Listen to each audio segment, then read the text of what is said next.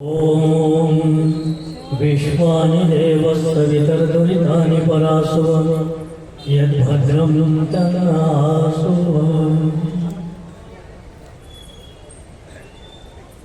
आज का यह संयोजन है ऋषि सेना के तत्वावधान में स्वामी श्रद्धानंद जी का बलिदान दिवस मनाया जा रहा है। इस अवसर पर विशेषकर कुछ दूर से चल करके हमारे बीच में जो है मुख्य वक्ता के रूप में जो पधारे नौजवान साथी एक गौतम कट्टर जी, आज इस अवसर पर यज्ञ को संपन्न करवाने वाले हमारे आचार्य मैत्रेय जी, बहन अरुणा जी कॉर्पोरेटर, आर्य प्रतिनिधि सभा के महामंत्री श्री हरिकिशन वेदालंकार जी, प्राचुर्य अशोक जी, भाई और बहनों, जितने भी यहाँ पर आर्य जन उपस्थित समाज के सदस्य उपस्थित हैं, कुछ साथी हमारे जो है कर्नाटक से भी यहाँ पर आए हैं, मन्नाई केडी से। बड़ी खुशी की बात है ये आज इकट्ठे हुए हैं। एक बात मैं आप लोगों से मतलब समय समय पर जहाँ कहीं पर भी मुझे आना जाना पड़ता है, एक बात मैं कहते रहता हूँ। लगभग उसी ओर जो है हमारे मुख्य वक्ता जी ने भी थोड़ा बहुत संकेत किया है कि महज औपचारिकता, एक फॉर्मेलिटी पूरा करने के लिए हम स्वामी श्रद्धानंद की या स्वामी दयानंद की जयंती को मना लेना एक श्राद्ध की तरह से हो जाता। हम कोई श्राद्ध करने के लिए इकट्ठे नहीं हुए हैं। न आर्य समाज उस रूप में श्राद्ध को मानता है। आर्य समाज इस बात को मानता है कि अगर हम श्रद्धानंद जी को याद कर रहे हैं या स्वामी दयानंद सरस्वती को जी को याद करना है, तो स्वामी दयानंद सरस्वती के उन विचारों को, उन कार्यों को, जिसको व्यक्तिगत रूप में पालन करना हो, परिवार के रूप में जिसे आचरण करना हो, जिस रास्ते पर हमको चलना है, जिस समाज को, जिस हिंदू समाज की बात हम कर रहे हैं, उस सारे हिंदू समाज को जिस रास्ते पर चलना है, उस बात की ओर ही जो है हमारा राम जी का, श्री राम जी का चरित्र है। उसी प्रकार से श्री कृष्ण जी के बारे में भी आपने सुना थोड़ी देर पहले। मैं एक बात कहना चाहता हूँ श्री कृष्ण जी महाराज के बारे में। अगर जो है भारत नहीं पूरी धरती पर कोई ऐसा राजनेता हुआ हो जो पूरे दर्शन को भी जानता हो, वर्तमान को जानता हो, भूत को जानता हो और भविष्य को भी निर्धारण करने वाला राजनेता हो, नीति के साथ में निर्धारित करने वाला नेता हो और धर्म को स्थापित करना चाहता हो, वैसा जो है महान योगी महाराज कृष्ण जी थे। उनकी बात सही है कि हमने जो है अपने आप को जो बहुत छोटा कर लिया है। कुछ विसंगतियां हुई है इतिहास में, आज भी इस विसंगतियों को जो है हमारा समाज तो आगे बढ़ा रहा है या चला रहा है या पालन कर रहा है। हम अपील करना चाहते हैं, आज ये समाज की ओर से खास करके अपील करना चाहते हैं, श्री कृष्ण के उस जीवन चरित्र को जो है, योगीराज श्री कृष्ण का जो जीवन चरित्र था, उस चरित्र को आगे बढ़ाने के बजाय आप वही जो है रासलीला वाला कृष्ण, वही जो है कपड़े चुराने वाला चित्र, या जो है चोरी करके मक्खन खाने वाला कृष्ण, इन बातों को थोड़ा भूल जाइए। भूल करके थोड़े नए सिरे से सारे हिंदू समाज को आगे बढ़ने की जरूरत। ये यहाँ जो चित्र लगाए गए यूं ही देखने के लिए नहीं लगाए गए, यहाँ पर एक जो दर्शन आपके सामने रखने के लिए। अगर है क्या हिंदू समाज की संस्कृति क्या चीज है, इसको समझना भी बहुत चाहिए। ठीक है, महाभारत का जो काल था उसमें कुछ विसंगतियां हुई हैं। महाभारत के काल में सभी लोग उस समय ने ये संप्रदाय वाले जो धर्म, जिसको आज धर्म करे तो सब सारे संप्रदाय हैं। इस्लाम हम कहते हैं इस्लाम संप्रदाय है, ईसाई कहते हैं ईसाई संप्रदाय है। जो भी जो है संप्रदाय जो फैले हुए, वो सारे संप्रदाय जो है महाभारत युद्ध के उपरांत ही ये सारे संप्रदाय इस धरती पर आए हुए। कोई भी संप्रदाय हो, ये लोगों ने शुरू किया अवतारवाद की धारणा, नबी की धारणा, पैगंबर की धारणा, अवतारवाद की धारणा, धर्म कुछ और था। उस धर्म को हालांकि उस समय मानने के लिए कोई और ग्रंथ नहीं था, सब लोग वेद को मानते थे, सारे जो है लोग जो है भारतीय जितने भी दर्शन और जितने भी शास्त्र उसको मानते थे, लेकिन ये आचरण शून्य होने की वजह से न वो पक्ष समझ सका न ये पक्ष समझ सका। दोनों के बीच में एक घमासान युद्ध हुआ, केवल 5 गांवों के, 5 गांव के डिमांड को भी पूरा नहीं करने की वजह से डिमांड हुआ। और एक बात ध्यान रखना, जुए की लड़ाई हुई थी। जुआ जुआ ही है। आजकल ये जो चलता है ना शेयर मार्केटिंग, ये जुआ है और कुछ नहीं है। आप कर्म करने में विश्वास रखते, सारे कृष्ण ने सारी गीता में कर्म करने का उपदेश दिया है।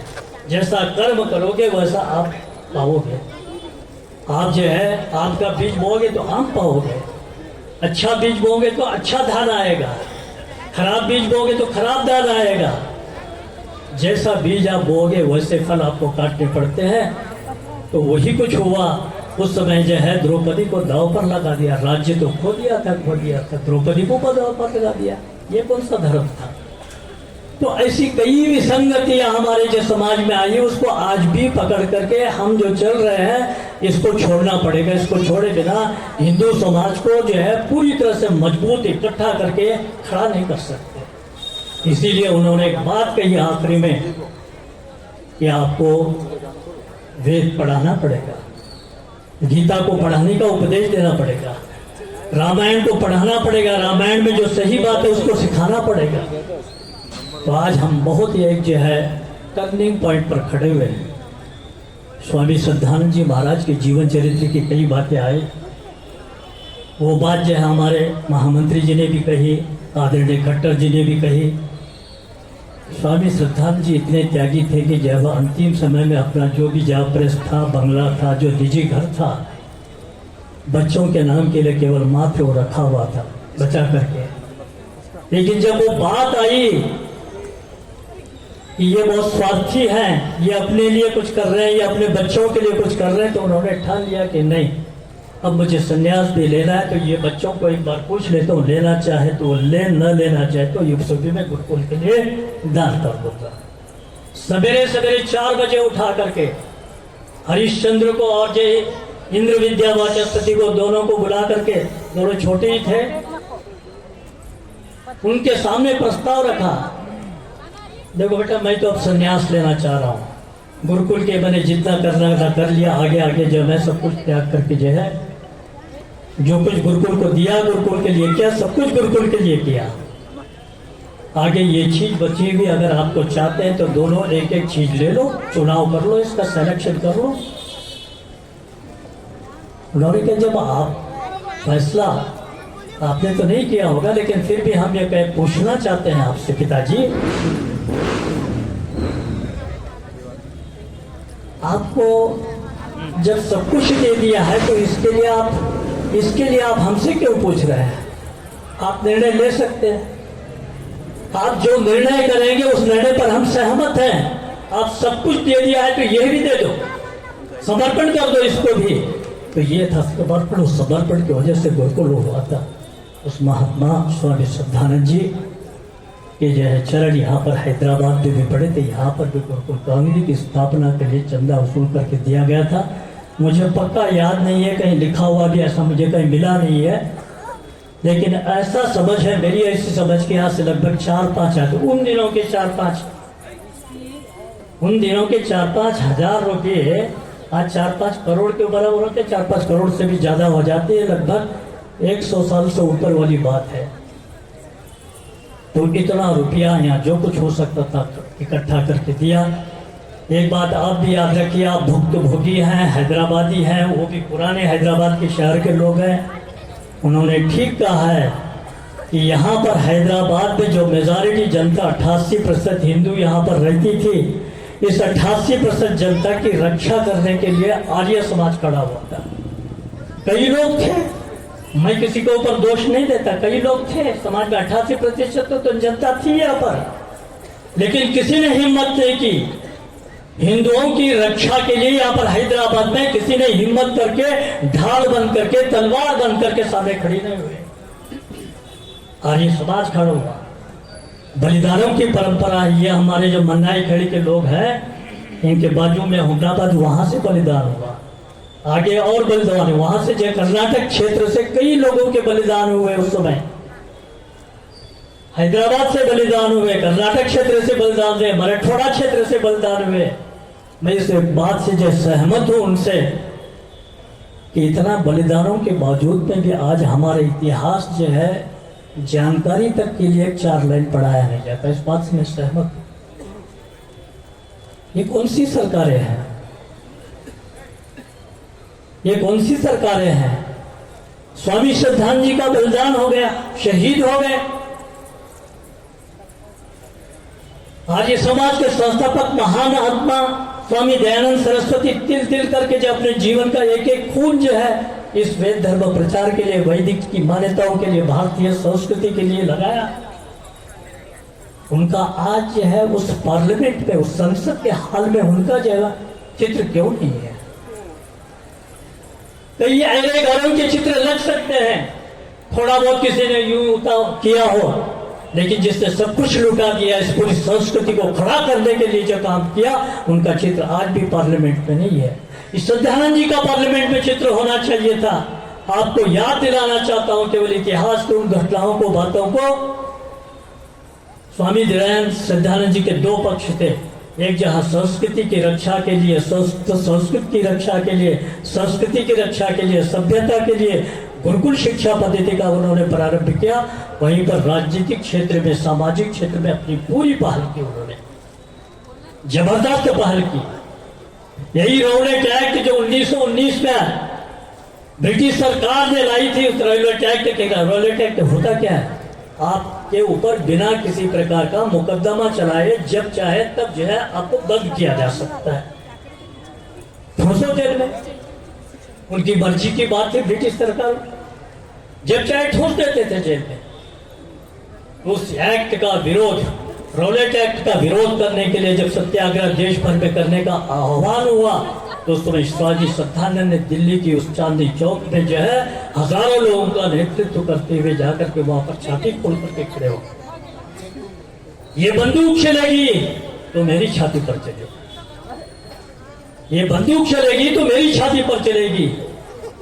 और इसके साथ साथ सामाजिक क्षेत्र में उन्होंने सबको एक करने की भी कोशिश बहुत की। तभी तो हमारे लोग बार बार ये उदाहरण देते हैं कि जामा मस्जिद से जो है बात करने को मौका स्वामी श्रद्धानंद जी को मिला।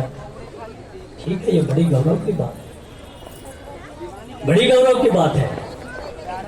पर वो एकता का जो सूत्र, जिसको जो है, जिस ढंग से, जिस आधार पर एकता को जो लाया जाना चाहते, वो आधार बना नहीं पाए। फिर जो है, जैसे खट्टर जी ने कहा, कुत्ते की धूम टेढ़ी की टेढ़ी है। कभी जो दुम, चाहे आप कितनी बार भी जो उसको ठीक करने की कोशिश करिए, कुत्ते की दिन कभी जो है सीधी हो नहीं सकती। जहाँ के वहीं पर वही तो हुआ था। यहाँ पर भी हमने बहुत कोशिश की थी। सारे भारत से जो यहाँ पर लोग आए थे, जम्मू कश्मीर से लेकर के कन्याकुमारी तक, अटक से लेकर के कटक तक के जितने भी जो है आर्य समाजी थे, वो आर्य समाजियों ने यहाँ के हिंदुओं की रक्षा के लिए वहां से चल करके आए थे, आपको जेलों को भर दिया था। हमारे नेता पंडित नरेंद्र जी, पंडित विनायक लाल जी, आप सब जानते हैं। एक बार याद करिए, ये काला पानी जो मन्नानूर है, अभी हमारे राचौरी अशोक जी, हमारे महामंत्री जी और साथी मिलकर के वहां गए थे देखने के लिए वो जेल कैसी है। जाकर के देख करके आए, बड़ा घना जंगल। आज तो जो 70 साल 75 साल हो गए हैं ना। वो जो आंदोलन का काल था 1938-39 का, अब 24 हो गए, 2024 रह गए 12 साल। लगभग 88 इयर्स बैक जो वो जंगल था, वो जंगल तो क्या घना जंगल था, जहां पर जो क्रूर से क्रूर प्राणी थे, शेर, चीते, सब कुछ थे वहां पर। वैसी जगह में एक पुलिस स्टेशन बना करके इस निजाम ने पंडित नरेंद्र जी को जेल में ठोस दिया था, ये आप सब जानते हैं। उसको निजाम का काला पानी कहा जाता था। वो कमरा जितना साइज का था उतना ही कमरा हमने एक जो स्मारक के रूप में बनाया है। अभी एक छोटा सा फैसला ले रहे हैं कि वहाँ पर जो जमीन हमारे पास में है उस जमीन पर 4 दीवारें खींच करके एक अच्छा जो है स्मारक बनाया जाए, ताकि इतिहास के पन्ने जो है भूले ना जा सके। इतिहास इसलिए पढ़ाया जाता है, बातें इसलिए कही जाती है कि बातों को सुन करके, समझ करके कुछ करने का संकल्प जागे हमारे। वास्तव में मैं बहुत लंबा टाइम नहीं लेता, बहुत सारी बातें हुई है, लेकिन बहुत एक टर्निंग पॉइंट पर सारा देश खड़ा हुआ है। 75 साल होने के बाद में हमारी सांस्कृतिक परंपराओं की रक्षा के लिए जो है पिछली सरकारों ने किया। एक बात से मैं सहमत हूँ गौतम खट्टर जी से, ये बात नई लाई गई है कि यहाँ की कोई संस्कृति थी ही नहीं, सब मिली जुली संस्कृति है जी। आप भी बराबर, हम भी बराबर, आप भी आदमी, हम भी आदमी। अरे यहाँ का शास्त्र कोई पढ़ा होता, व्याकरण कोई पढ़ा होता, वेद कोई पढ़ा होता, उपनिषद और दर्शन कोई पढ़ करके अगर बात करता तो बात आगे नहीं। बस सब मिली जुली संस्कृति, आप भी आए, हम भी आए, सब मिलजुल कर करके। यहाँ कोई संस्कृति है ही नहीं। अरे यहाँ संस्कृति नहीं हो तो हमारे रामचंद्र महाराज कैसे हुए? यहाँ कोई संस्कृति नहीं थी तो कृष्ण महाराज कैसे हुए? ऋषि मुनियों ने इतने ग्रंथ कहाँ से लिखे? एक नहीं, दो नहीं, तीन नहीं, वेदों के अतिरिक्त दर्शन शास्त्र, उपनिषद और कई ग्रंथ लिखे गए। इन सब को साइड लाइन करके एक जैसे क्या बोलते बहती पानी की तरह से जो एक छोटा सा जो वो क्रिएट कर दिया धर्म के नाम पर। ये धर्म नहीं है, ये अधर्म है। ये धर्म के नाम पर एक अत्याचार है, ये धर्म के नाम पर जो भेदभाव क्रिएट करने वाला है। इस प्रकार से कभी भी समाज में एकता समता हो नहीं सकती।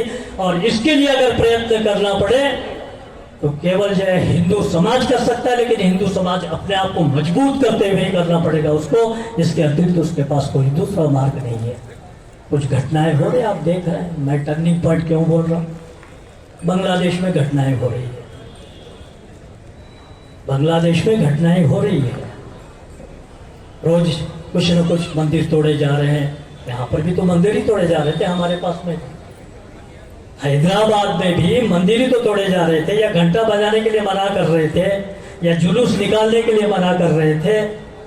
कुछ भी करते तो मना करते थे। आप कितनी न्याय के पद पर रहे तो भी आपके खिलाफ पे केस बना करके आपको जेल में या पुलिस स्टेशन में ठूस दिया जाता था। ये सारे अनुभव हमारे जो इस पुराने शहर के साथियों को है, जो बुजुर्ग लोग हैं। इसलिए नई पीढ़ी जो है, नया खून जो है, उनको इस बात को समझना पड़ेगा। अगर हम हिंदू धर्म के नाम पर जो ऐसे ही नाच गाना खेल कूद, गणेश जुलूस, वो जुलूस, ये जुलूस में ही बहुत ज़्यादा अगर समझते हैं कि हम बहुत पार पा रहे हैं, हो सकता है एक आध जो है ये पड़ाव टाइप में आप कर लेंगे, लेकिन ये मजबूत आपको बना करके खड़ा करने वाला नहीं है। अगर आपको मजबूत बना करके खड़ा करने वाला कोई है तो मात्र स्वामी दयानंद सरस्वती द्वारा जो हमको वेद के माध्यम से जो उपदेश दिया गया, जो ज्ञान दिया गया है, जो आगे बढ़ाया गया, उसके अतिरिक्त आपके पास में कोई विकल्प नहीं है, कोई विकल्प नहीं है। हमारी एक संस्कृति है और इस संस्कृति की रक्षा करके ही हम पूरे विश्व में एक शांति स्थापित करने का मार्ग, एक विश्व शांति का मार्ग स्थापित कर सकते हैं। एक बात और कहना चाहता हूँ, एक तो ये तरीका है जो हम अब तक बोलते आ रहे हैं, एक दूसरा तरीका भी है। हमको बहुत रेशनल भी होना पड़ेगा, बहुत तार्किक होना पड़ेगा, जो दर्शन ने हमको सिखाया है। दर्शन है क्या? साइंस ही तो है दर्शन। साइंस ने उसको थोड़ा सा और प्रैक्टिकल स्वरूप दे दिया। वहां पर भी प्रश्न किए जाते हैं, प्रश्न के उत्तर खोजे जाते हैं, संदेह किया जाता है, डाउट किया जाता है, डिसाइड कर सकते हैं, फिर खोज कर सकते हैं। तो साइंस जितना जितना आगे बढ़ रहा है उतना उतना वेद का सिद्धांत आगे बढ़ेगा। अगर आपके अंदर आत्मविश्वास और आत्मविश्वास से इस बात को आप आगे बढ़ाना चाहते हैं। अगर आप ही ढीले ढाले हो गए, आपको ही मालूम नहीं है, क्या है कि पता नहीं है, तब तो फिर बात रह गई, फिर इस देश को कोई बचा नहीं सकता। इसलिए साथियों, मैं इससे ज़्यादा न कहते हुए श्रद्धांजलि इसी बात की है कि स्वामी दयानंद ने जो बात कही, स्वामी श्रद्धानंद जी ने बलिदान दिया, राजनीतिक रूप में उन्होंने जो काम किया है, चाहे वो फ्लोरेट एक्ट का हो, बाद में चलते हुए शुद्धि का आंदोलन हो, ये शुद्धि के आंदोलन में, रोलेट एक्ट में, और एक नई धारा जो यहाँ की राजनीतिक विचारधारा भी, तो उस राजनीतिक विचारधारा को मजबूती से आगे ले जाने की जरूरत है। बिना राजनीति के समाज में परिवर्तन भी असंभव है। पूरी राजनीति भी परिवर्तन नहीं कर सकती। जहां पर ब्रह्म शक्ति का जोर होना चाहिए, छात्र शिक्षक का मिलान करके ब्रह्म शक्ति तो चाहिए ही चाहिए। वैचारिक लड़ाई को जो बात कही, आज जो विचार की लड़ाई है, पहले जरूर जो तलवार के बल से किया करते थे, लेकिन जहाँ तलवार के बल से नहीं, दिमागी लड़ाई है आज। चाहे वो भौतिकवादियों की लड़ाई हो, वामपंथियों की लड़ाई हो, सारी लड़ाई जो दिमागी लड़ाई, इस दिमागी लड़ाई पर हमको पीछे रहने की जरूरत नहीं। बहुत तर्कशील बनना पड़ता है, बहुत हमको जो है सोच समझ करके दर्शनवादी बनना पड़ता है, तब जाकर के हम इन लोगों से लड़ सकते हैं। उसी प्रकार से बांग्लादेश की, मैं आप सब लोगों से एक बात प्रस्ताव पास कराना चाहता हूँ, केवल प्रस्ताव तक नहीं, तन मन पूरी दिल और दिमाग से आप जो है जहाँ कहीं भी जरूरत पड़े, आप बांग्लादेश में चल रही घटनाओं के विरोध में जो है, क्या आप समर्थन करते हैं, उस घटनाओं का खिलाफ करते हैं, उसका खंडन करते हैं? बांग्लादेश में जो घटनाएं हो रही है, मंदिर तोड़े जा रहे हैं, अगर आप इसके खिलाफ है तो हाथ उठाइए सब लोग, जो बोले स्व है।